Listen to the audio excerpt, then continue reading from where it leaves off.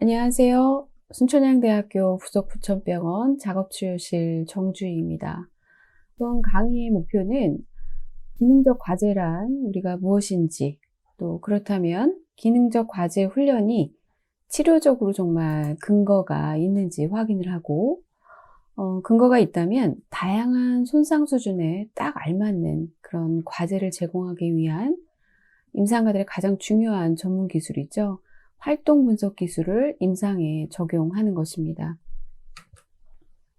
세계 작업치료연맹에서 작업치료사의 역할과 또 주요 목표는 사람들이 일상의 활동에 참여할 수 있도록 돕는 것이라고 명시되어 있습니다. 우리나라 역시 전 세계 작업치료연맹에 가입한 국가이기 때문에 우리나라의 작업치료의 주요 목표 역시 클라이언트의 작업이 가능하도록 하는 것이라는 거죠. 저는 급성, 아급성, 그리고 만성, 외래 환자까지 발병 시기가 다양한 클라이언트 군과 작업 치료를 함께 하면서 클라이언트가 바라는 욕망은 무엇일까? 몸이 가능한 예전처럼 움직이면서 생활하고 싶다는 것을 알게 되었습니다. 자, 그렇다면 우리가 작업치료사의 주 목표를 향해서 중재를 하되 클라이언트의 욕망을 충족시키기 위한 중재는 없을까요? 그래서 저는 이런 고민이 생긴 이래로 계속 근거가 있는지 찾기 시작했습니다. 이게 바로 근거 기반의 임상 실천이라고 하죠. 정리하자면 근거 기반의 임상 실천이란 임상 현장에서 환자를 위한 의사 결정을 할 때 활용 가능한 최상의 근거를 찾아서 전문가의 임상 경험과 통합을 하고, 그리고 환자의 선호도를 고려해서 양심적이고 분명하게 근거를 실무에 사용하는 것을 근거 기반 임상 실천이라고 합니다. 작업치료사 협회 또 윤리강령 제4조를 보시면 작업치료사는 연구 및 교육을 통하여 검증된 치료 서비스를 제공을 하며 관련 분야의 지식과 기술에서 최고의 수준을 유지해야 한다라고 명시되어 있습니다.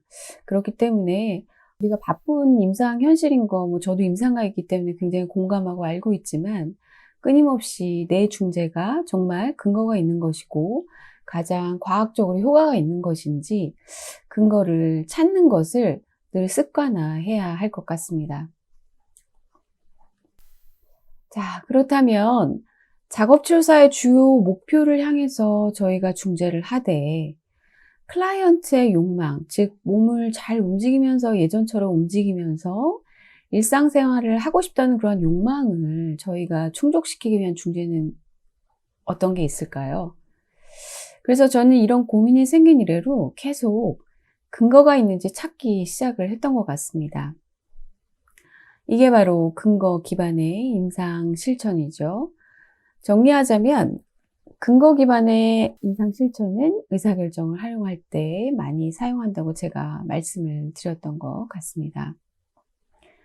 자, 그럼 지금부터 운동 손상이 있는 신경계 질환 환자에게 저희 환자에게 작업 수행을 개선시키는 효과적인 중재에 대한 근거는 어떤 것이 있는지 찾아본 결과 보여드린 이 슬라이드와 같았습니다.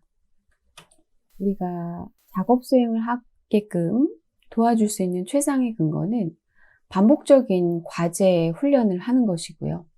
그리고 학습된 비사용을 줄이기 위해서 건강한 쪽의 상지를 억제시키는 CIMT 전략을 사용한다든가 근력 강화나 운동도 역시 효과가 있지만 작업치료 문헌에 나와 있는 것은 과제를 수행을 하면서 우리가 웨이트를 착용하게 하거나 과제의 무게를 변화시키면서 근력을 향상시키거나 이렇게 과제 기반에서 근력을 함께 향상시키는 그런 것들이 효과가 있다라고 나와 있습니다. 그리고 멘탈 프랙티스라고 저희가 상상 연습을 하는 거죠. 과제를 수행하기 전에. 그리고 가상현실에서 우리가 가상으로 어떤 과제를 수행하는 것처럼 프로그램에 따라서 움직임을 훈련하는 또 그런 중재들이 효과가 있다는 그런 문헌에서 증명을 하고 있습니다. 그리고 미러 세라피죠. 우리가 뇌에다가 건축의 그 움직임을 통해서 반대쪽 그 손상된 뇌에다가 우리가 미러 이미지, 미러 뉴런을 활성화시키는 그런 우리가 훈련을 시키는 게 미러 세라피죠. 이런 것도 최근 문헌에 의하면 우리가 거울 치료를 하면서 동시에 과제를 같이 거울 안에 비춰진 것들이 과제를 수행하면서 우리가 손의 움직임을 뇌에 입력시키는 게 훨씬 더 운동회복에 효과가 있다라는 문헌들이 많이 밝혀지고 있습니다. 그리고 액션 옵저베이션 테라피라는 것들이 있는데 이거는 우리가 다른 사람의 어떤 활동을 직접 관찰을 하면서 그 움직임을 계속 머릿속에 상상을 하는 것입니다. 이렇게 한다라면 우리가 손상된 마비 측의 움직임이 이렇게 관찰하지 않을 때보다도 운동 회복에 훨씬 더 효과적이다라고 근거가 보여주고 있습니다. 우리가 이렇게 근거들을 최종적으로 이렇게 아래 하단에 보시면 이렇게 정리를 해봤습니다. 정리를 했는데 보시면 골 다이렉트, 우리가 과제를 수행한다는 것 자체는 목표 지향적이죠. 그리고 인디비주얼 태스크, 본인한테 굉장히 개별적이고 의미 있는 과제를 수행하고 이런 것들 과제와 관련되고 과제 특이적으로 움직임을 아주 자주 반복을 하고 촉진을 한다면 환자분이 최적의 운동 회복과 또 작업 수행의 회복에 도움이 된다라고 최신 문헌들은 또 굉장히 수준 높은 이런 문헌들에서 증명을 하고 있습니다. 저희가 또 추가적인 근거를 보시면 우리 중재 효과들이 있는데요. 중재 효과의 크기들을 보시면 아까 제가 말씀드린 우리가 과제지향적인 과제 중심의 훈련을 진행을 했을 때 운동 회복과 일상생활 회복이 가장 많이 이루어진다라는 근거들을 보여드렸는데 조금 더 세부적인 추가적인 그런 근거들을 제가 조금 제시해드리면 우리가 과제지향 훈련을 진행을 할 때도 우리가 과제라는 것 자체가 환자분의 어떤 개별의 어떤 의미 있는 과제, 그런 환자 맞춤형 과제를 했을 때가 단순하게 의미 없는 과제를 반복하거나 혹은 비디오 게임이라든가 아니면 EMG 피드백이라든가 이런 것들을 가미해서 과제를 훈련했을 때보다도 훨씬 더 운동 회복과 일상생활의 회복의 크기가 훨씬 더 컸다. 회복이 더 많았다라는 중재 효과 크기에 이런 상이한 차이가 있었다라는 결과가 나와 있는 2019년에 한국 문헌의 체계적인 고찰을 메타 어널리시스를 한 아주 수준 높은 그런 수준의 그 논문이죠. 이런 것들을 보시면 기본 세팅은 똑같습니다. 과제 훈련이 운동 회복과 일상생활 훈련에는 가장 효과가 있지만 그 중에서도 과제를 선정할 때 환자 맞춤형의 환자한테 의미 있는 과제를 선택해서 환자분이 과제 훈련을 진행을 했을 때 가장 효과가 있다라는 추가적인 이런 근거가 또 최근에 국내 논문으로도 게재가 돼서 이거 임상 선생님들하고 같이 한번 우리가 공유하고 싶어서 제가 이렇게 강의 자료에 담아 보았습니다. 이번에 보여드릴 그 문헌은요. 제목이 Meaningful Task Specific Training이라고 약어로는 MTST라고 하는데요. 요건 이제 그 무작위 할당을 한 굉장히 연구 그 디자인을 굉장히 객관적으로 아주 수준 높게 한 그런 문헌이에요. 그리고 이 문헌을 통해서 제 임상 환경을 굉장히 구조화시키는데 정말 많은 영감과 도움을 받은 문헌인데요. 가장 효과 크기도 아까 2019년에 국내 문헌에서 가장 효과가 있다, 의미 있는 과제가 효과가 있다는 거에 어떤 기초가 되는, 근거가 되는 그런 문헌이에요. 이 연구는요, 아까 말씀드린 것처럼 연구 설계가 이중맹검으로 제법 굉장히 수준 높은 연구 설계 문헌인데, 결론은 의미 있는 과제 학습을 한 그룹이 아마 임상에서도 많이 이제 보편적으로 알고 있는 감각 운동 그 중재 접근 안에 우리 보바스나 PNF 전략들 있잖아요. 요런 어떤 그 기존의 고식적인 그런 중재 방법을 한 그룹보다도 상지 운동 기능이나 일상생활의 참여나 상지 사용의 빈도, 일상생활에서 상지 사용의 어떤 빈도와 양 모두에서 훨씬 더 유의한 향상을 보였다라는 거죠. 그래서 이렇게 보시면 그때 어떤 우리의 효과, 중재에 대한 MTST의 효과는 측정한 이런 측정 도구들은 피겨마이어, ARAT, 울프 모터 펑션 테스트, 그다음 모토 액티비티 로그라고 우리가 일상생활에서 얼마나 상지를 자주 사용하느냐, 그리고 얼마나 잘 사용하느냐, 이런 것들을 우리가 어떤 아웃컴 메저로 사용한 그런 문헌인데요. 이 보바스나 PNF 감각운동 접근법보다도 이런 훨씬 더 유의한 향상이 있었다라고 보고하고 있습니다. 이거의 중요한 원리 역시 아래 하단에 이렇게 제시한 것처럼 경험에 기반한 이런 신경 가소성, 경험에 기반한 신경 가소성이라는 것 자체는 사용해라. 그렇지 않으면, 사용하지 않는다면 그 기능을 잃을 것이다. 그리고 개선이 될 것이다. 그리고 과제 특이적으로 환자한테 의미가 있어야 한다. 반복해야 한다. 그리고 강도 높게 반복을 해야 한다. 라는 이런 원칙 하에 과제 학습을 했을 때 정말 상지 기능이나 일상생활의 참여도는 최적의 효과가 있다라는 이런 좀 수준 높은 근거가 나와 있습니다. 저희가 보시면 MTST의 그 의미 있는 과제 학습 훈련의 원리는요, 참가자들에게 의미 있는 과제, 즉 그들의 삶과 굉장히 관련이 있는 그런 작업을 선택해서 과제 경험을 계속해서 반복해서 우리의 그 신경 가소성을 촉진을 했고, 특히 이런 MTST 또 연구와 기존의 연구와 좀 다른 점은 뭐냐면, 기존 연구들은 과제 지향 훈련이라고 하면 CIMT가 많이 언급이 됐었어요. 요즘에 이제 CIMT라는 것들을 많이 알고 계시는데, 우리가 환측만을 사용하기 위해서 건측을 억제를 하는 거죠.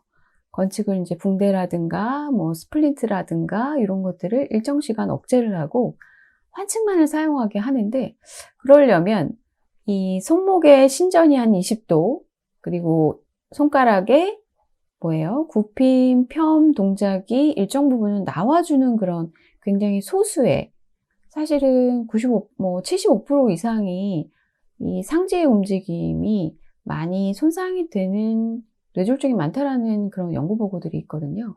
그렇기 때문에 굉장히 극소의, 어떻게 보면 경도 손상의 환자들한테만 적용 가능한 것들이 CIMT라면, 이 MTST 연구 그 설계에 굉장히 좀 특이한 그런 일반화시킬 수 있는, 우리 임상에서도 보편적으로 어떤 그 환자의 중증도에 따라서 다양하게 접근할 수 있는 특이한 점은, 환측을 포함해서 건측만을 사용하는 비억제, 환측의 비억제가 아니라 환측을 포함한 양측 상지를 사용하는 협응관제를 연습했다는 것이 좀 특이한 점이었어요.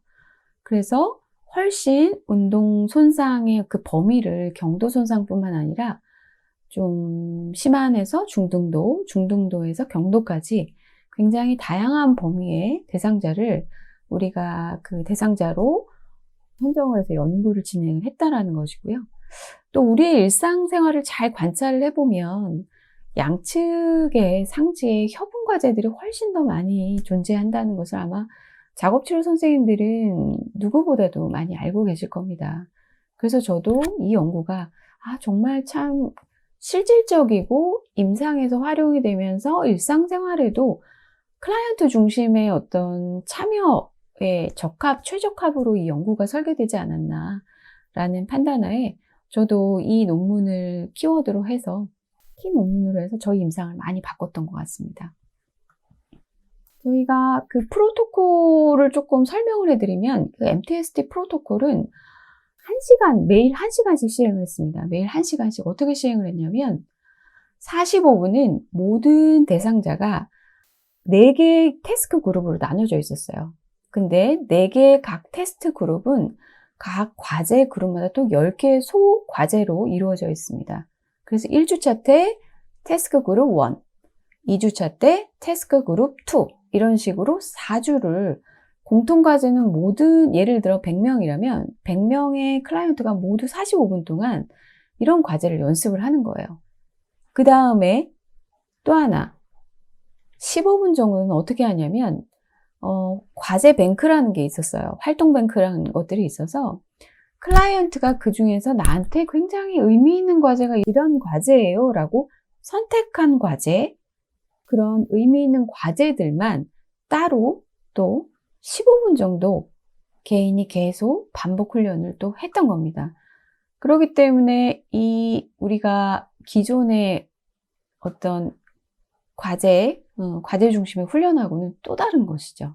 굉장히 작업 중심의, 작업 기반의 그런 연구 설계를 했다라는 것이 굉장히 작업치로서 나왔어요. 자, 그래서 이런 어떤 가이드라인이 있는데요. 가이드라인은 한번 선생님들이 임상에서 한번 자세히 한번 읽어보시면 좋을 것 같습니다. 그래서 이 문헌의 뒷 하단 부분을 보면 이런 것들이 다 나와 있어요. 1주차 때는 어떤 활동을 했고 2주차, 3주차, 4주차 때는 각각 어떤 활동을 했는지 그런 것들을 정말 자세하게 설명이 되어 있습니다. 그래서 제가 이렇게 1주차 때 활동 프로토콜을 가지고 이렇게 게시를 좀 해 봐 드렸는데요. 이걸 좀 보시면 1주차 때는 과제가 이렇게 10가지 과제를 모든 클라이언트들이 다 1주차 때 45분 동안 하시는 거예요. 이거는 좀 랜덤하게 순서는 뭐 변경을 시켜도 됩니다. 근데 보시면 1주차 때는 바이라테랄로 물컵을 뻗어서 물컵을 향해 뻗는 것들을 훈련하는 거예요. 이거는 반복 횟수도 리피티션이 정해져 있습니다. 이때 목표 움직임은 스카퓰러의 모빌리티, 프로트랙션, 리트랙션, 숄더 플렉션, 익스텐션, 엘보우 익스텐션, 그죠? 우리가 뻗어서 무언가를 잡아야 되기 때문에 엘보우 익스텐션, 또 컵을 뻗어서 잡는 것이기 때문에 핸드, 매스 그레시브 이런 것들을 우리가 바이라테럴 뻗어서 잡는다. 이거를 20번 연습을 하시는 거예요. 그 다음에 2번 과제로 넘어가시는 겁니다. 2번 과제는 건축으로 잡고 지지하면서 건축으로 잡고 지지하면서 물컵을 바이라테로 들어 올리시는 연습을 하시는 거예요. 이렇다면 이번에는 조금 더 추가되는 것들이 엘보우의 익스텐션이겠죠. 이런 것들을 또 20번 반복하시는 거예요. 근데 컵을 사용하시는 거는 우리가 일상생활에서 정말 필요한 피딩의 동작들이죠. 네, 그래서 요거는 우리가 20회씩 반복을 하시는 것들을 계속해서 10가지 과제를 다 이렇게 몇 회, 시간은 어떤 것들은 시간이 명시되어 있고 어떤 것들은 시간이 명시되어 있지 않아요. 예를 들어서 4번 같은 경우는 환측으로 1리터 물병을 잡고 건축으로 뚜껑을 여는 것들은 시간이 훨씬 더 그 움직임의 노력의 정도는 덜하죠. 요구도가. 그렇기 때문에 아마 이렇게 시간을 명시해 놓은 것 같습니다. 그래서 각각의 모든 우리 10가지 과제마다 다 목표 움직임이 모션 어널리시스를 다 해놨어요. 정말 분석적인 연구가였던 것 같습니다. 그리고 이때 우리가 세라피틱 유스 오브 셀프라는 거 아시죠? 이 OT의 전문가의 어떤 굉장히 유니크한 그런 자질이라고 하죠.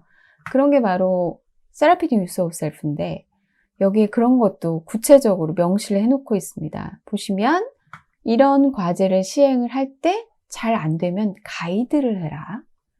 그리고 도움이 필요할 땐 잘 안 되면 치료사가 도움을 드릴 수도 있어요. 어시스트.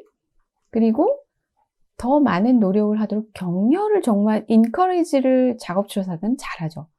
와, 정말 잘하셨네요. 조금만 더 하실 수 있어요. 라든가 점차적으로 거리, 속도, 반복 횟수를 증가할 수도 있습니다. 환자분께서 예를 들어서 물컵을 잡을 때 우리가 컵을 잡는 정도의 거리가 굉장히 짧은 것들은 수월하게 한다면 컵의 위치를 점진적으로 치료사가 이렇게 자유롭게 더 도전적으로 거리 조정을 또 할 수도 있습니다. 그리고 매 회기 때 과제 순서를 무작위로 배치할 수 있고 청각적, 시각적 피드백도 드리죠. 하시면서 수행 중에 드릴 수도 있고 수행 이후에 드릴 수도 있어요. 손으로 팔꿈치가 이렇게 더 올리세요 라든가 다 하시고 나서 다음번에 하실 때는 어깨를 많이 드신 것 같으니 어깨에 힘을 좀 빼고 해보세요 라는 청각적 피드백을 드리든가 이런 것들을 치료사가 옆에서 계속 코칭을 해드리라 라고 아주 친절하게 안내를 다 해드리고 있습니다. 이것도 이제 아까 연이어서 아까 보여드린 그런 10가지 과제 중에 하나 동일하게 돼 있죠. 그래서 어떤 과제는 바이라테랄로 또 어떤 과제는 유니라테랄로 한 손으로 물컵을 향해 뻗고 들어 올리기. 이것도 우리가 난이도에 따라서 환자분에 따라서 랜덤하게 순서를 바꿀 수 있습니다. 정말 연구설계를 너무 잘하셨고 또 임상가 중심으로 임상에서 이렇게 프로토콜을 또 가져다가 사용하실 수 있게끔 정말 친절하고 또 과학적이고 아주 분석적으로 자료를 참 잘 만드셨다라고 말씀드릴 수 있어요. 그래서 저도 참 영향을 많이 받았고 그래서 저희도 이런 근거를 기반으로 SCHBC예요. 순천향 부천병원인데 순천향 부천병원에서는 태스크 스페시픽 트레이닝을 어떻게 진행을 하느냐. 자, 환자 맞춤형도 하고요. 우리가 연구라는 것들은 사실은 어떻게 보면 통제된 환경이에요. 그죠? 연구를 위해서 통제된 환경에서 하지만 각자 처한 환경이라든가 임상의 환경이라든가 또 시간의 맥락이라든가 뭐 이런 것들 때문에 연구 설계 그대로 임상에서 하기에는 참 많은 딜레마들이 좀 있어요. 그래서 이런 근거를 기반으로 하되 각자 임상에 맞는 그런 각자의 어떤 임상의 세팅에 적합하게 적응시켜서 이렇게 근거에 기반한 중재를 하시면 될 것 같습니다. 그리고 저도 임상에서 이렇게 많이 성공 사례들을 보고하고 있고요. 그래서 저희 병원에서는 SCHBC 과제, 특이, 훈련이라는 것들은 어떤 원리로 만들었냐. 환자 맞춤형, 공통과제도 있지만 클라이언트가 꼭 해야 되는 그런 공통과제들도 있지만 클라이언트가 원하는 활동을 해서 반복 훈련할 수 있는 아이템들을 많이 개발을 하고요. 그 다음에 조합형, 게임 기반의 뭐 이링크라든가 아니면 요즘 뭐 라파엘 많이 사용하시죠? 라파엘이라든가 그리고 위피, 네, 닌텐도 뭐 이런 것들 해서 또 게임 기반에서 재미있게 또 인터레스트 기반으로 또 운동을 계속해서 반복하는 그런 이런 환자 맞춤형과 조합형의 과제, 특이 훈련을 진행하고 있다라고 보시면 될 것 같습니다. 요거는 저희가 아까 말씀드린 환자 맞춤형과 조합형을 보기 쉽게 제가 이렇게 정리를 좀 해드린 거예요. 그래서 제 클라이언트 모든 이런 거를 뭐 전자차트라든가 아니면 종이 차트에 다 기록하는 거는 아닙니다. 그러니까 제가 전자차트에 기록했던 것들을 선생님들이 좀 이해하기 쉽도록 이렇게 PPT로 정리를 좀 한번 해봤는데 환자의 목표는 아들을 위해서 요리를 좀 해야 한다라는 어떤 의무적인 활동들이 있었어요. 그래서 이분은 작업 기반의 접근으로 과제 반복 훈련은 탑을 지어서 개별 랩핑을 하는 것들, 그리고 뭐 김치전을 만드는 것도 해봤습니다. 그래서 김치전을 뒤집는 거, 반복해서 뒤집는 거, 뭐 그다음에 카카오톡을 해서 계속 엄지로 누르는 것들, 이렇게 하면서 우리가 과제 기반, 그 다음에 환자 맞춤형의 과제 기반 훈련들을 진행을 했고, 아까도 환자 조합형이라고 말씀드렸죠? 이렇게 라파엘 같은 가상 기반의 활동들, 그리고 또 이링크 이런 가상 기반의 활동들을 진행을 했고요. 아까 치료 전략 안에서 가이드하고 또 어시스트하고 시각적, 청각적 큐를 드리고 이런 것들 제가 설명을 드렸잖아요. 피드백도 드리고 또 그런 것들 하면서 엠퍼사이징, 또 공감도 하고 그 다음에 같이 잘 안 되는 부분은 문제 해결도 하고 또 잘 안 되는 부분은 또 뭐예요? 인스트럭팅, 설명도 하고 이러면서 이 과제를 완성하는 성취 경험을 계속해서 부여를 하면서 작업적 존재로 다시 나아갈 수 있는 그런 어떤 동료 역할을 저는 하고 있는 사례를 보여드리는 겁니다. OT에서 의미하는 기능적인 이제 과제 훈련이라는 용어들이 아마 선생님들이 문헌을 보시거나 아니면 다른 강좌들을 이렇게 좀 들으실 때, 정주희 선생님이 하는 요번 보수교육 강의에서는 기능적 과제 수행, 태스크 스페시픽 트레이닝이라는 용어를 썼는데, 그럼 이건 다른 것인가? 라고 의문을 가지실 수 있잖아요. 그럴 때 의문을 갖지 마시고, 보통 태스크 스페시픽 트레이닝이라는 용어를 쓸 수도 있고요. 제가 이렇게 다른 문헌에서는 액티비티 베이스드 인터벤션이라는 용어도 쓸 수 있어요. 하지만 맥락은 과제를 반복해서 수행을 해서 운동의 회복과 일상생활의 참여를 증진시키는 중재다라고 알고 계시면 될 것 같아요. 그래서 제가 이렇게 열거해드린 이런 용어들은 다 과제 기반의, 과제 특이적인 활동 기반의 치료들이다 라고 이해하시면 될 것 같습니다. 기능적 과제 훈련의 요소라고 제가 이렇게 기록을 좀 했는데요. 요거는 제가 어떤 그 외국의 작업치료사 선생님께서 작업 기반을 해야 되는 이유에 대한 이런 요소를 정리한 문헌이 있어서 그것들을 좀 같이 공유하고 싶어서 제가 정리를 좀 해봤습니다. 기능적 과제 훈련을 해야만 하는 요소는요, 우리는 작업을 하잖아요. 일상생활에서. 그렇기 때문에 기능적인 움직임을 훈련을 시켜야 하는 거죠. 그냥 팔을 굽혔다 폈다가 아니라 정말 물컵을 들어서 입으로 가져다 마시는 것들이 바로 기능적 움직임이라는 거죠. 그리고 실제 삶에서의 물체를 조작을 해야만, 이게 정말로 그런 것들을 훈련을 해야만 우리가 정말 병실이든 집이든 학교든 유치원이든 그런 곳에서 물체를 조작을 하겠죠. 그리고 가능한 아주 부분 과제보다는 전체적인 스킬을 연습하는 것이 과제 학습에 더 효과가 있다라고 이야기하고 있고요. 그리고 분명한 기능적인 목표가 있어야 한다고 합니다. 예를 들어서 단순하게 컵을 들었다 놨다, 팔을 굽혔다 폈다가 아니고요. 이 컵을 들고 물을 마실 수 있다가 기능적인 목표고 환자 중심의 목표가 되겠죠. 그리고 구체적인 특정 환경에 어떤 맥락이 좀 있어야 하는 거죠. 정말 물을 마시는 맥락. 그리고 우리가 또 뭐가 있을까요? 정말 누구를 위해서 무언가 예쁜 크래프트를 만드는 이런 맥락.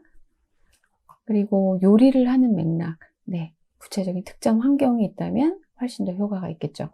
그리고 환자의 맞춤형 트레이닝 강도. 어떤 분은 피로도가 굉장히 심할 수도 있고, 그리고 또 뭐라 그럴까요? 현재 컨디션, 그죠? 이런 것들이 다양할 수 있어요. 그리고 환자의 손상 수준에 따라서도 이런 트레이닝 강도는 조절을 해야 한다. 그리고 과부하의 원칙, 오버로드 원칙인데요. 이거는 내가 버틸 수 있는 것보다 조금 더 많이, 네, 이런 걸 했을 때 효과가 더 있다. 그리고 운동의 다양성, 다양한 운동, 그리고 분산 연습. 한 번에 매스하게 오늘 하루 1시간 하고 끝내요. 이게 아니라 매일매일 디스트리뷰트, 분산해서 연습을 하면 운동의 학습에 훨씬 더 효과가 있다. 그 다음 피드백.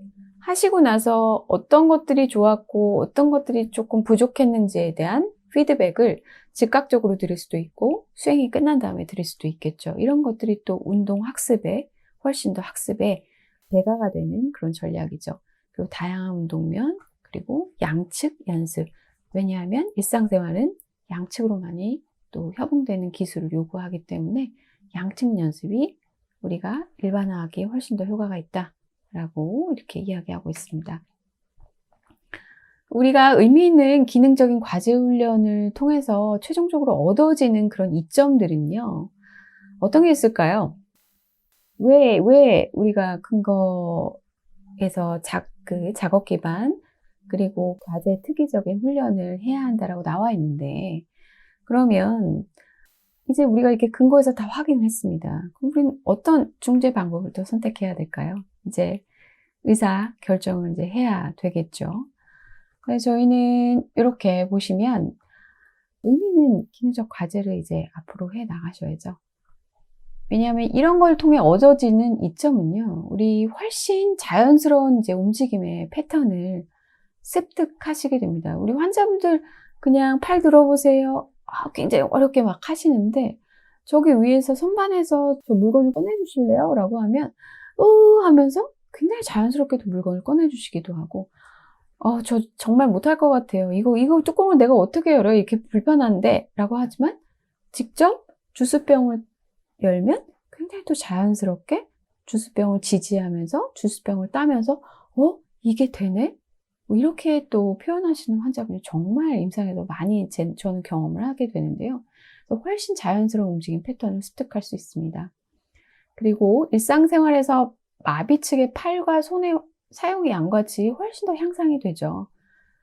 작업치료실에서 수도꼭지를 트는 연습을 계속 반복을 한다면 병실에서는 당연히 불편한 손을 수도꼭지를 여시더라고요. 네, 이렇게 사용의 양과 질이 향상이 됩니다. 그리고 우리 선생님들 그러시죠? 과제에 나한테 의미가 있으면 장시간 집중하시잖아요. 쇼핑 2-3시간 걸으실 수 있죠? 자, 우리 트레드밀에서 몇 분 걸으실 수 있을까요? 마찬가지입니다. 이렇게 과제라는 건, 의미 있는 과제는 아주 장시간 지속하고 활동을 지속하고 집중할 수 있게끔 만드는 그런 힘이 있고 가치가 있죠. 그래서 활동 인내력을 향상시킵니다. 환자분들이 그냥 서 있으라 그러면 5분이면 힘들다고 앉는데요. 손주를 위해서 우리 쿠키 만들어 선물할까요? 라고 하면 30분, 40분 서서 요리 과제를 수행을 하시게 되죠. 그 목적 있는 활동을 통해서 다양한 상황과 환경에서의 어떤 문제 해결 기술을 일반화하실 수 있습니다.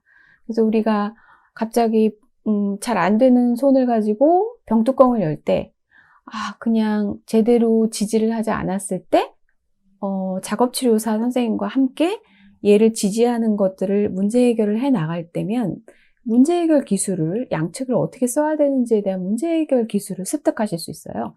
그렇다면 일상에서 또 이 기술을 일반화하실 수 있겠죠. 이러면서 우리는 환책 사용의 양의 빈도가 늘어나게 될 거고요. 그러면서 일상생활에 참여가 증가가 되겠죠.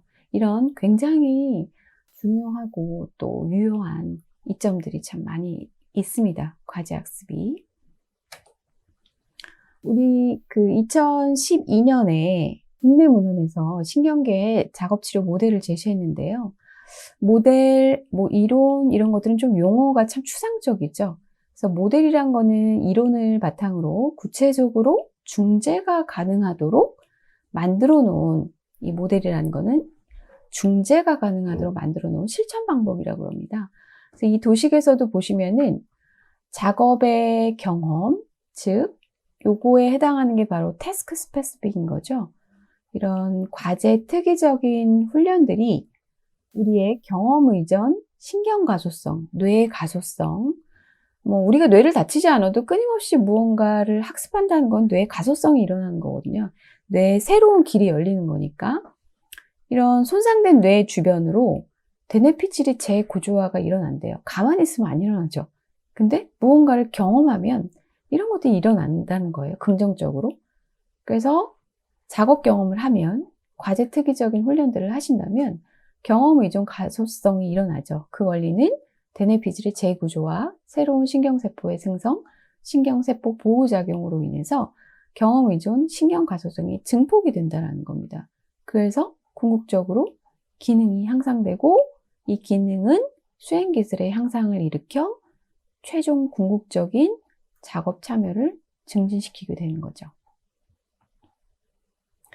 자, 우리가 지금 이렇게 도식을 통해서 또 과학적으로 얼마나 우리가 뇌의 작업 기반 그리고 과제 특이적인 훈련들이 얼마나 많은 유의한 영향을 미치는지 과학적으로도 확인이 되셨죠?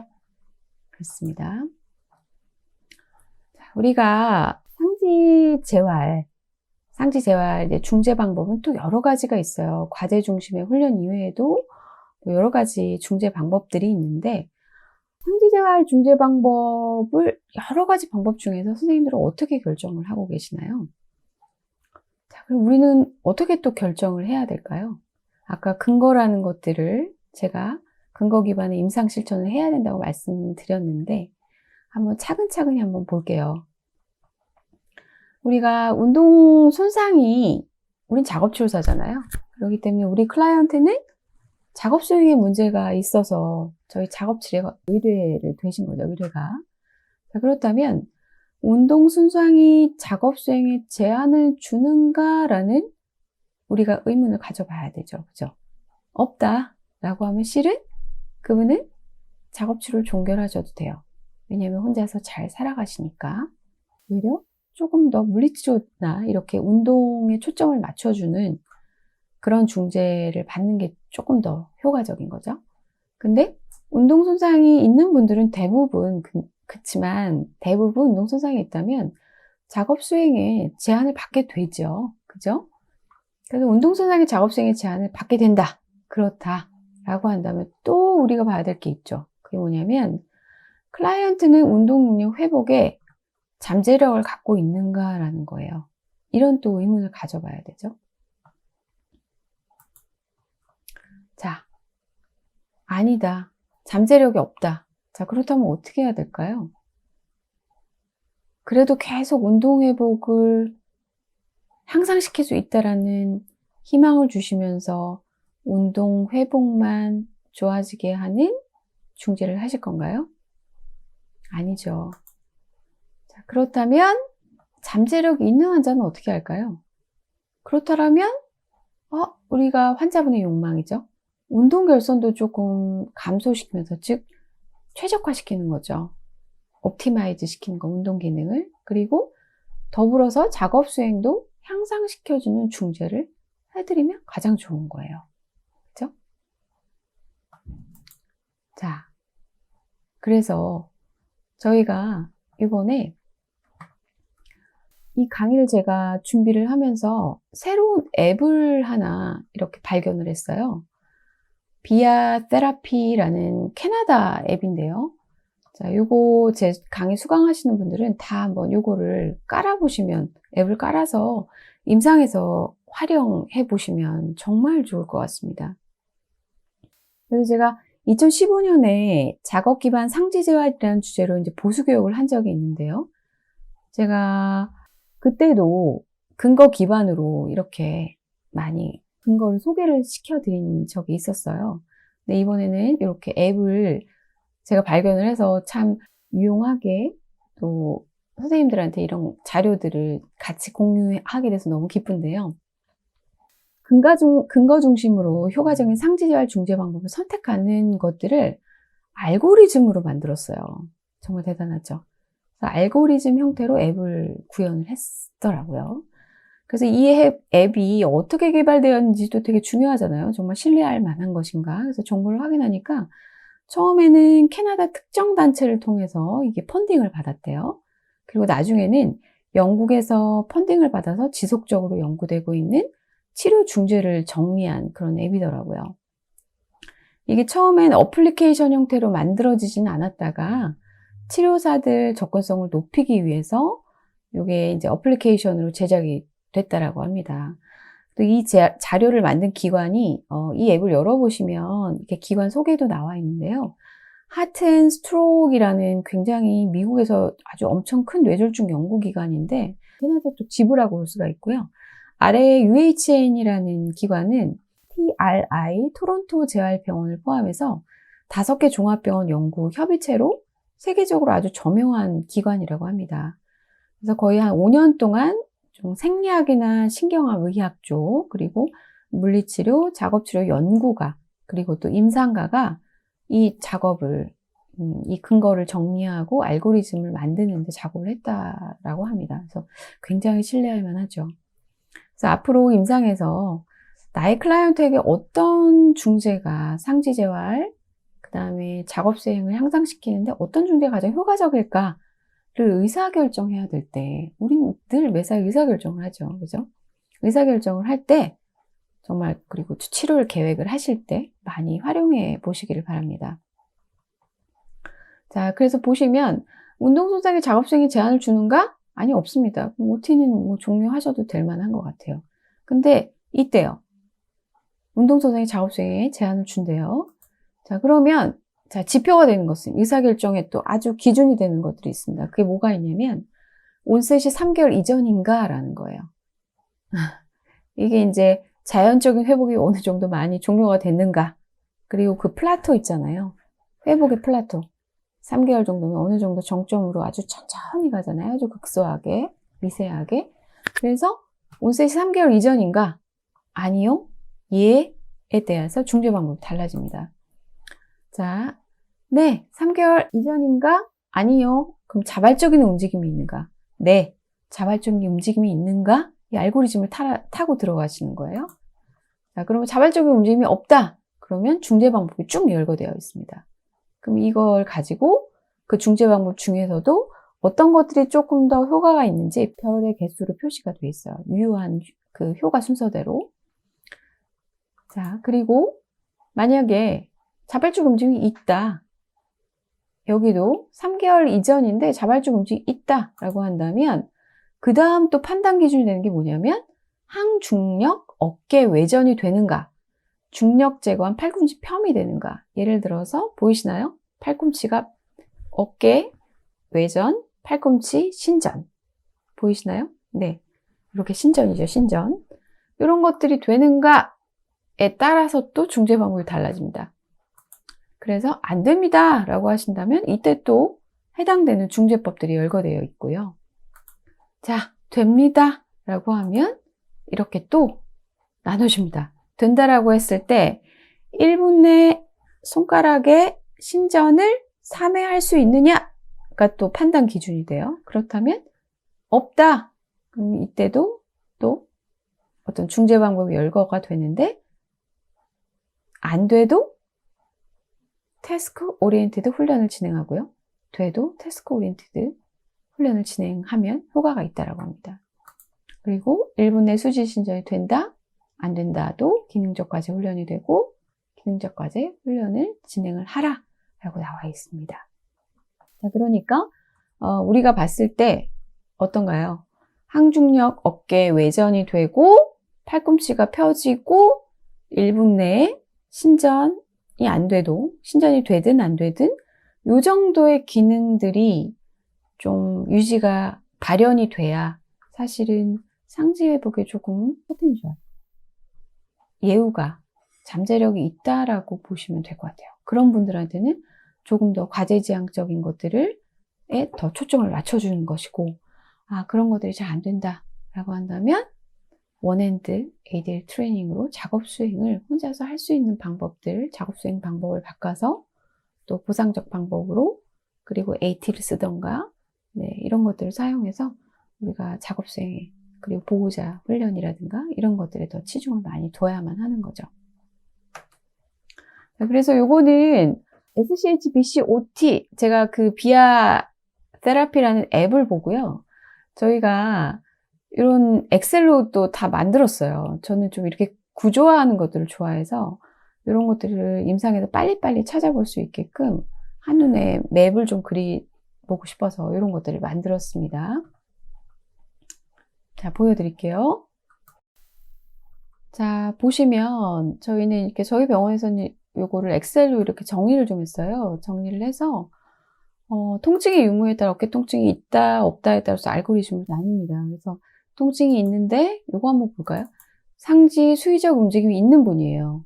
이게 수위적 있는데 앉은 자세에서 중력 대항에 대한 에비덕션, 그 다음에 엘보 익스텐션이 안 되는 분한테는 12주 이전일 때는 이렇게 뭐 모토 이메저리, 멘탈 프랙티스, 미러 세라피, 뭐 트렁크의 어떤 억제, 뭐 이런 것들을 해라. FES 해라. AROM, PROM, 뭐 에데마 컨트롤 위한 중재해라. 뭐 이렇게 다 나와 있습니다. 그리고 위에 보시면, 여기 보면 우리 태스크 오리엔티드, 태스크 스페시픽 트레이닝 많이 해라. 이런 것들은 앉은 자세에서 중력 대항에 에비덕션 되면 익스텐션 되고, 그랬을 때 그런 제가 정리한 그 앱에 대한 최종 정리하고 했던 그 부분을 공유를 좀 드렸는데요. 뭐 이렇게 좀 정리를 해 봤습니다. 그래서 중재가 형태가 이렇게 중재 접근 방법들이 여러 가지가 있어요. 상지 재활에 대한 접근 방법이 여러 가지가 있고, 또 그거에 대한 도수, 얼마나 그런 문헌들이 참 많았죠. 재활은 얼마큼 어느 정도 해야 몇 회 반복하고 또 몇 분을 해야 효과가 있느냐. 근데 이런 도수까지도 다 정리를 해 놨어요. 그리고 그때 아웃컴 메저로는 어떤 것들을 평가 도구로 하면 되는지, 그래서 우리가 효과 측정을 할 수 있는지, 그런 거에 대한 아웃컴 메저에 대한 평가 도구도 소개되어 있습니다. 손상 수준에서, 그다음에 활동 수준에서, 참여 수준에서.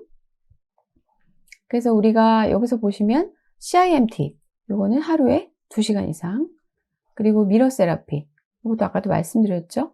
미러 세라피를 하면서 과제를 같이 훈련시키는 거. 그래서 제가 그냥 과제 지향으로 묶었습니다. 이것도 하루에 30분, 주 1에서 3일, 4주 이상. 모토 이미지를 멘탈 프랙티스, 이것도 역시 마찬가지죠. 멘탈 프랙티스 과제하는 것들을 또 우리가 연습하는 거, 이행 연습하시는 거거든요. 이것도 하루 10분 이상. 그리고 태스크 스페시픽 트레이닝은 하루 30분에서 60분. 트렁크에 대한 억제법인데요. 이것도 또한 과제 훈련을 하면서, 반복 훈련을 하면서 트렁크를 억제시키는 거예요. 그래서 이것도 또 마찬가지입니다. 그 다음에 비디오 게이밍. 이것도 물론 우리가 실물 과제로 하는 것들은 아니지만, 우리가 가상에서 게임 기반으로 하는 거기 때문에, 저는 이걸 그냥 과제 기반으로 묶었습니다. 이것도 한 60분 정도 하면 효과가 있다라고 나와 있죠. 그래서 이걸 좀 정리를 해보면, 우리가 CIMT, 아까도 노란색으로 칠한 부분이에요. 이런 것들이 이제 하루에 어쨌든 최소 1시간 이상은 계속 반복해야 된다라고 나와 있다고 보시면 될 것 같아요. 우리가 작업 행동을 습득하는 과정이 참 너무나 당연한 것 같고 너무나 자연스럽잖아요. 그런 게 어떤 이론이 들어가냐. 제가 이 전공을 하기 전에 참 몰랐죠. 너무나 자연스러운, 그냥 태어났기 때문에 하는 거다라고 생각을 했는데, 제가 작업치료사가 되면서 이 작업 이론에 대한 공부를 하면서, 와, 이 작업이라는 것들이 정말 복잡한 요소들이 함께 어우러져 아주 트랜잭셔널 모델을 이룬다고 하잖아요. 이렇게 상호관계하면서 많은 요소들이 동시 협응하면서 이루어지는 게 작업 행동이구나라는 것들을 알게 되면서 작업을 달리 보게 되더라고요. 그래서 우리가 작업 행동은 그럼 어떻게 습득이 될까라고 봤을 때 많은 이론들이 이런 걸 뒷받침해 주고 있어요. 그래서 이에 관련된 이론들은 작업 치료 이론 말고도요, 우리가 학습 이론 등 여러 이론들이 혼합되어 있는 것 같습니다. 간단히 좀 제가 열거를 해주면, 모호 이론 아시죠? 우리가 볼리션이라는 거, 그 다음에 이 볼리션이 있어야 과제라는 것이 환경과 상호작용하면서 툭 스킬로 표현이 되고 수행으로 표현이 되고 참여라는 것들로 표현이 된다는 거죠. PEO 이론, 뭔가 작업 수행이 일어난다는 것은 과제가 있어야 되고 사람이 있어야 되고 환경이 있어야 되는, 서로 상호작용을 하는 거고요. 사회학습 이론과 자기효능감 이론, 사람은 다른 사람을 보고 배운다는 거예요. 모델링이 되는 사람들. 그리고 자기효능감 이론, 성취감을 느낄 때, 도전 가능한 것들을 성취했을 때 우리는 그 과제를 더 많이 학습한다는 거죠. 그렇기 때문에 우리 클라이언트들이 작업치료에서 굉장히 많이 성취감을 경험해야 되는 것 같아요. 그래야 우리 작업치료실에서 하는 많은 활동에 대한 자기 효능감이 생겨서 이런 것들을 그러니까 우리 실생활, 그 클라이언트의 실생활 환경에서 정말 본인들이 문제 해결을 해서 이 과제를 이행하게 되는 것 같습니다. 운동 조절 및 운동 학습 이론, 그리고 행동주의 학습 이론, 조작적 조건화 이런 거 있잖아요. 자극, 그 다음에 결과, 자극, 결과 이런 것들이 어떤 우리의 행동을 만들어낸다. 이런 것들도 많이 우리 작업 행동을 습득하는 이론들을 뒷받침하고 있는 거죠. 우리 작업 행동은 너무나 자연스럽고 습관적이기 때문에 모르지만, 작업 치료를 공부하시는 선생님들은 굉장히 복잡한 이론들이 들어가서 작업 행동이 이루어진다라는 거예요. 그래서 선생님들이 임상에서 근거 기반의 어떤 작업 기반의 훈련을 하신다든가 과제 학습 훈련을 하신다는 거는 이렇게 수많은 이론의 뒷받침되는 아주 뭐라 그럴까요? 풍부한 이론이 뒷받침되는 그런 과학적인 중재를 하고 계시다라고 생각하시면 될 것 같고요. 저희가 이론을 아느냐, 또 모르냐에 따라서 이 작업의 가치가 달라지잖아요. 작업실험 선생님들은 이런 작업에 관련된 이론은 꼭 숙지를 해서 본인의 임상의 가치, 그 다음에 클라이언트에게도 우리가 작업을 할 때 그 작업이 얼마나 많은 가치를 갖고 있는지 이런 것들에 대해서 계속 설득하고 인식시켜가면서 작업을 치료 가치로 받아들이는 그런 역할을 우리 작업치료사들은 해야 되지 않나라는 생각이 듭니다. 지금 언급드린 이론들의 특징을 보시면요. 동기가 있으면 수행이 좋아진다는 거죠. 의미가 있다라는 거죠. 아까 MTST도 마찬가지예요. 그죠? 미닝풀한 거. 이게 동기가 있다라는 거죠. 그리고 환경하고 사람하고 과제가 잘 조화를 이루어야지 수행이 잘 됩니다. 환경이 너무 낯설거나 아니면 이 사람 자체의 가치나 뭐 신념이라든가 이런 뭐 흥미라든가 관심 이런 것들이 또 성격이라든가 이런 게 좀 남다르다면 또 이게 불일치하다면 또 작업성이 잘 안 일어나요. 그리고 과제가 너무 낯설다든가 아니 과제가 너무 쉽다든가 너무 어렵다든가 또 이러면 수행이 안 좋을 수 있습니다. 그죠? 그리고 반도하의 사회인지 이론, 관찰학습을 통해서 우리가 학습이 되어질 수도 있다라는 거예요. 그래서 저희 그런 전략 많이 쓰죠. 다른 굉장히 잘하는 환자분들을 보여드려요. 일부러. 그 옆에 동기가 떨어지는 환자분들을 안 치죠. 그러면 모델링이 되는 환자분을 보고 따라하기도 합니다. 그죠? 그래서 관찰학습을 통해 혹은 다양한 상황에서 다양한 성공 경험을 통해서 자아 효능감 향상이 수행을 좋아지게 한다라는 거죠. 그죠? 이게 바로 반도라의 또 자기 효능감 이론이죠. 그리고 정적 강함을 굉장히 중요하죠. 칭찬, 또 피드백, 뭐 리워드. 간단한 어떤 선생님은 되게 막 정적 강화를 많이 아니면 퍼니시먼트 이런 걸 많이 주시는 분들이 있는데 엄격하게 사실 그건 별 도움이 안 되는 것 같아요. 환자분들이 자기 효능감이 아니라 약간 좌절감을 또 많이 느끼면 그 활동을 회피하게 되잖아요. 그렇기 때문에 우리는 정적 강화를 정말 많이 제공을 해야 된다. 전략적으로. 그래야 이제 수행이 좋아지는 거죠. 이것도 많이 또 연구 결과가 정적 강화가 가장 학습에 효과가 있다라는 연구도 이 교육학 쪽에서 많이 나와 있어요. 그렇기 때문에 정적 강화, 칭찬, 고래를 춤추게 한다. 그리고 연습과 반복을 하면 수행이 좋아진다. 이런 게 이제 이론의 특징이라는 거죠.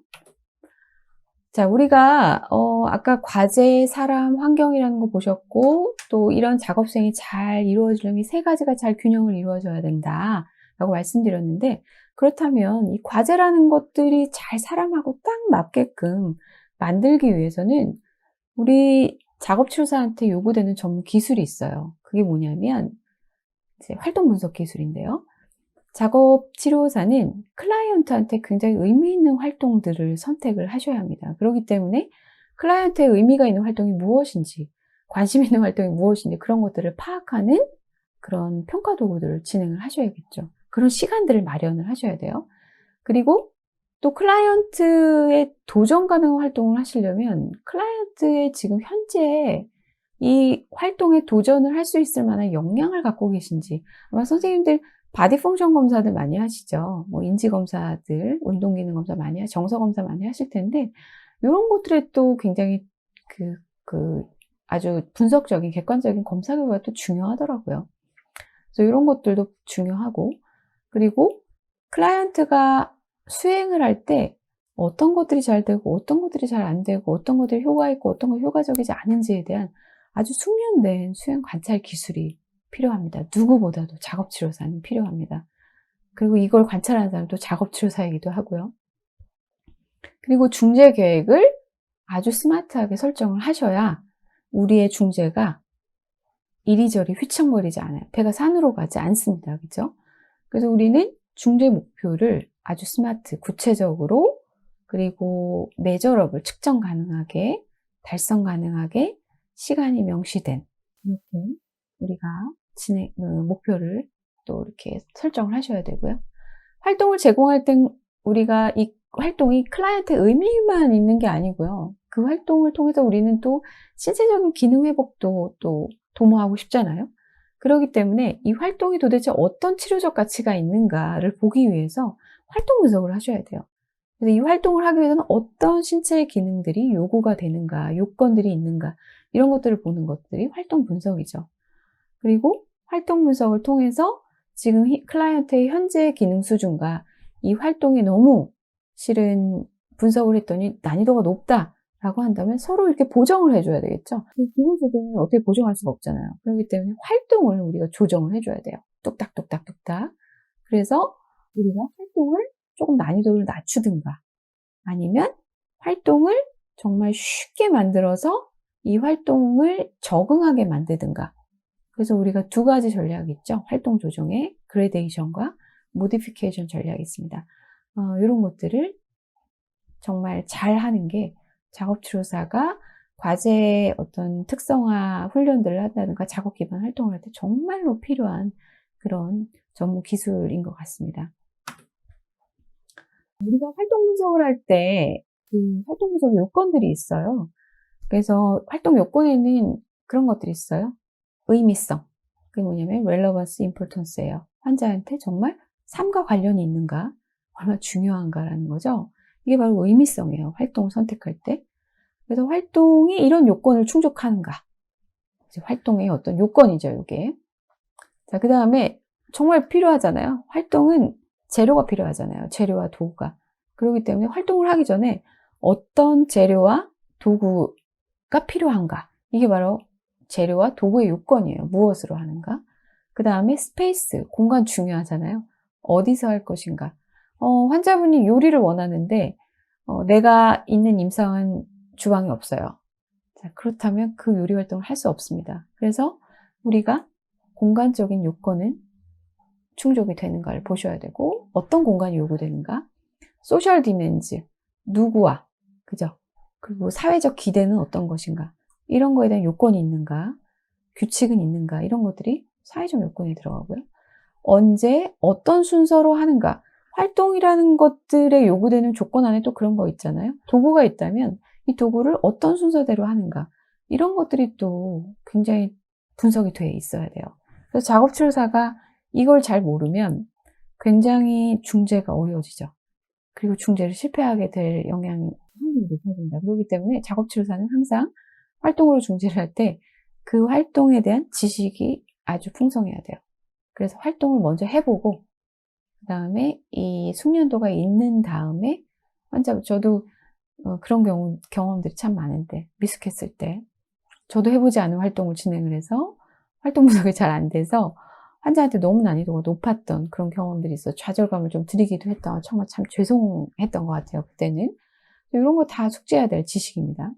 그 다음에 사실 여기까지는 우리 전문가 아니어도 다른 전문가도 많이 하세요. 요리 전문가도 많이 하시고, 뭐 요리 레시피, 그 다음에 크래프트 하는 뭐 공예가들 많이 하죠. 근데 요 밑에부터는 사실 요거는 작업치료사들 많이 하는 것 같아요. 그럼 이 활동할 때는 주로 어떤 신체 기능이 요구되고 수행의 어떤 과제를 다루는 액션들은 어떤 것들이 요구가 되고 신체 구조는 어떤 게 포함이 되는가. 이제 이런 것들을 다 보는 것이 활동 분석입니다. 또 하나 선생님들하고 정말 이 부분 정말 공유해드리고 싶었던 부분인데요. 그래서 요거를 이제 제가 요번 자료에 넣었는데 Functional Levels of the Hemiplegic Upper Extremity FUE라고 이렇게 그 약어로 써요. 2019년 AJOT에 실린 논문인데 우리가 뭐 상지하면은 뻗는다, 쥔다, 손가락 기민성, 뭐 오포지션 이렇게 이야기를 많이 하잖아요. 근데 요거는 일상생활에서 이 상지가 어떻게 쓰이는지에 대해서 레벨을 나눠놨어요. 와, 제가 MTST 다음으로 와, 이 정말 임상에서 필요한 용어다. 정말 필요한 용어고 그 클라이언트의 상지의 어떤 편측마비 정도의 수준을 표현할 수 있는 정말 좋은 평가 척도다라고 해서 이걸 이제 또 임상에서 사용을 하기 시작을 했는데 레벨을 보시면 non-functional한 레벨은 거의 일상생활에서 환측의 상지가 사용되지 않는 상태예요. AROM이 거의 뭐 자발적인 움직임이 전혀 할 수 없는 상태. 그리고 그 다음에 조금이라도 이제 참여하는 상태는 디펜던트 스테빌라이저인데, 이거는 뭔가 활동할 때 지지하는 정도를 하지만 약간의 예하로움이 발현이 되나 거의 움직임이 없어서 환자분이 할 수 없고 보호자분이 환측을 갖다가 자세를 취해줘야 돼요. 거의 뭐 종이를 글씨를 쓸 때 뭐 환측을 그냥 갖다가 놓는다든가, 아니면 환측 바지에 셔츠를 집어넣을 때 뭐 환측팔을 좀 치워준다든가, 뭐 이런 상태가 디펜던트 스테빌라이저입니다. 그리고 조금 더 이제 환측 사용량이 많은, 일상생활에서 많은 상태, 그 수준을 인디펜던트 스테빌라이저라고 해요. 그래서 인디펜던트 스테빌라이저는 AROM이 조금 더 발현이 되는 상태고요. 활동 중에 상지를 이제 독립적으로 본인이 이렇게 움직여서 어떤 위치시킬 수 있습니다. 그러니까 예를 들어 환측이 마비면 오른쪽으로 환측을 잡아주지 않아도 본인이 어덕터 머슬이나 엘보 플렉서 머슬을 써서 책상 가운데 두는다든가 뭐 이렇게요. 그리고 고정하기 위해서 환측 어퍼 익스트리미티의 무게를 주로 이제 사용할 수 있는 거죠. 하지만 이때도 역시 능동적인 손의 사용은 없습니다. 일상생활에서는 이럴 때 좀 사용을 할 수 있죠. 종이를 환측팔로 무게로 눌러서 쓴다든가, 아니면 독립적으로 세면대 위 치약에 환측팔을 올려놓고 고정하고 건축으로 치약을 짠다든가, 건축팔로 비누를 묻힐 때 무릎 위에다가 목욕 타월을 고정하고 또 건축팔로 이렇게 타월에다가 비누를 묻힐 때, 뭐 이럴 때 우리가 인디펜던트 스테빌라이저 수준으로 상지를 사용하고 있습니다라고 이야기할 수 있을 것 같습니다. 이런 수준으로 평가를 하시면 되고 기록하시면 됩니다. 그로스 어시스트를 보시면 이거는 단순한 기능적 활동에서 환측팔의 손과 이제 능동적 보조가 좀 가능한 상태예요. 쥐기가 호전이 되지만 그래도 아직 놓기는 기능적이지 않은 상태. 그래서 보통 뻗어서 조금 잡지만 혼자서 놓는 게 좀 어려운 상태. 그래서 우리가 뭐 그런 것들 있잖아요. 접시를 닦을 때 조금 잡아준다든가, 아니면 물수건을 짤 때 좀 잡아준다든가, 스펀지를 짤 때 한쪽을 좀 잡아준다든가, 뭐 요 정도의 기능을 할 때를 크로스 어시스트라고 표현을 합니다. 수준이다 라고 평가를 하고요. 세미 펑셔널 어시스트는요, 팔과 손 사용이 조금 가능한 상태예요. 근데 평균에 아직 여전히 못 미치고, 요거는 치약을 짜는 동안 칫솔을 들고 이제 유지하기도 하고요. 양말을 벗을 때, 타일을 맬 때 이제 보조가 좀 가능한 단계입니다. 펑셔널 어시스트는 완전한 ROM이 이제 가능한 상태예요. 그래서 미생 운동 과제에서 이제 환측 상지를 사용할 수는 있지만 여전히 좀 어눌하고 근약화가 남아있는 상태에는 펑셔널 어시스트 수준이죠. 그래서 환측의 어퍼 익스트리미티로 치약을 짤 수 있지만 뭐 근약화로 인해 노력이 조금 증가하고요. 주전자 뚜껑을 이렇게 잡아서 물을 따를 때 할 수 있다든가, 볼트에 너트를 끼우는 정도.